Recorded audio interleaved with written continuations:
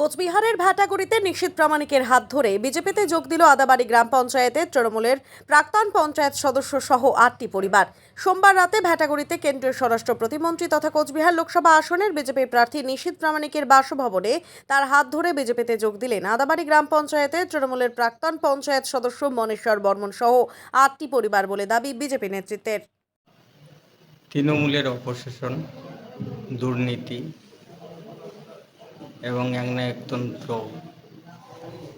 জন্য আমি এক্স পঞ্চায়েত আদাবাড়ি গ্রাম পঞ্চায়েত সদস্য।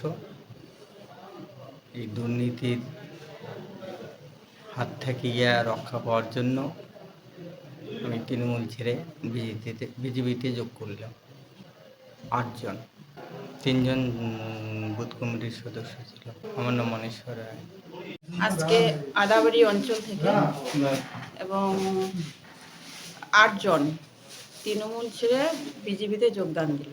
পঞ্চায়েত ছিল, তিনি এক্স পঞ্চায়েত এবং তার সঙ্গে আবারও 7টি পরিবার যুক্ত আছে।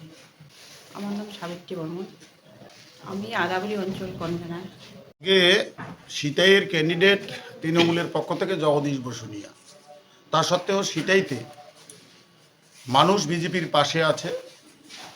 আদাবাড়ির গ্রাম পঞ্চায়েতের বাজিরচেত্রা গ্রাম থেকে মনেশ্বর বর্মন এক্স পঞ্চায়েত তার নেতৃত্বে আরও 8টি পরিবার তৃণমূলের পতাকা ছেড়ে দিয়ে বিজেপির পতাকা হাতে নিলেন আমাদের প্রার্থী মাননীয় নিশীথ প্রামাণিকের হাত দিয়ে।